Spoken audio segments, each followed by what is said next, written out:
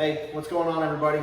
Marcel here again. We're going to go over off the start box sprinting setups, or how you're going to set up mainly as an attacker if you're running off the break. Now, hopefully you've seen my first video that quickly goes over the reasoning and kind of the very quick setup, very quick references that we can use to set ourselves up in a very nice, tight, powerful sprint form so that we can release off the blocks. Now, you can watch the pros, you can watch divisionals. Everyone's kind of got a little different of a setup of what, especially pros at this point. Like, some old dogs can learn new tricks, and I'm not knocking anyone for how they choose to set up off the break. However, I'm going to show you, using an actual sports application, how best we can set up off the break on the start box so that we're quicker, we're powerful, and we have way more speed coming off the blocks once that buzzer sounds right. So the biggest thing to get used to is, like, you're not going to have a line, you're not going to have start blocks or like a sprinter would here at your start gate, right? But your reference point is going to be like that gun barrel has to be touching, right? For the most part. So myself, I always kind of like, if I'm going to be one of the attackers, I'm going to set myself up, of course, like whatever the coach says, boom, boom, boom, whatever the game plan. I'm going to kind of like look at the box, I'm going to be super nonchalant, but like as I'm kind of setting up, I'm just kind of swinging my gun back so that I know what my reference is. Now, already I've set myself up into a position that we know is pretty familiar. So I'm here, my heels kind of touch, I kind of go an inch or two off, and I turn that heel, and then I just kind of stand, right? So that when it's time to set up, all I've got to do, gun in the outside hand, right? That gun barrel down, I'm automatically in that sprint stance. If I were to take that away and we go back to what we've done before, boom, and the butt is up, right? So the only thing that we've changed, the only thing that we've added is that offset weight of our paintball gun in that off hand, right? So I'm here and I'm here. My gun can't really be as high as it can as if we were sprinting, but we have to be touching, right? Head up, looking down, and it's 3, 2, 1, and then we push and we come off, right? We've got all that power in our first 3 steps, low and compact. The biggest thing I've really had to work on for myself, and this is just being completely honest, is coming from as much of the sports industry that I have. The habits that I'm still working to break is those first 3 to 5 very powerful steps where I'm low, I'm coming up and I would stay tall, and so unless they picked me up, I was fine.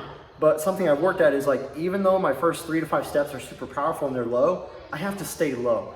And again, I'm just about 6 foot. I weigh about anywhere between 205 to 215, depending on where my training's at. And so I'm a little bigger than most paintball players. I'm not this lean, wiry guy that can just like dodge paintballs like the Flash. So something I've had to work very hard at is when I'm coming off that break, is I'm staying low. I'm running low that whole time. And again, that's not a very good reference as to like what that really looks like. But again, everyone's going to find something different, but I would really encourage you to work very hard on what that off the break sprint looks like. Now, if it's that, I've also done ones where if you need that extra step, and depending on the layout, this last layout we had here in 2021 is there was a Dorito extremely close, in my opinion, to the start box. And I wanted to get the jump in there. So my off the break was extended. I had an extended stance. So I was here, gun still touched, I was here, but I was putting a lot of emphasis on that back leg. Why? Because I still need to come off with this leg very powerfully. And the only way I was going to do that in an extended stance was to be very hard back step, so I can have a very explosive front step. Because this Dorito, if I took 2 very powerful steps, it was 1, 2 steps, short dive. Like literally, like no diving, no higher than like knee, all right? So keep that in account, that depending on layout, you might have to set yourself up in that extended stance, but realizing that if you want to be fast and quick, you've got to have a hard rear step, almost like just an explosive calf raise to a long lunge, and then a very hard step off your next one. Just a boom, shoot yourself off the block. I'm trying to think of the other ones that I've seen.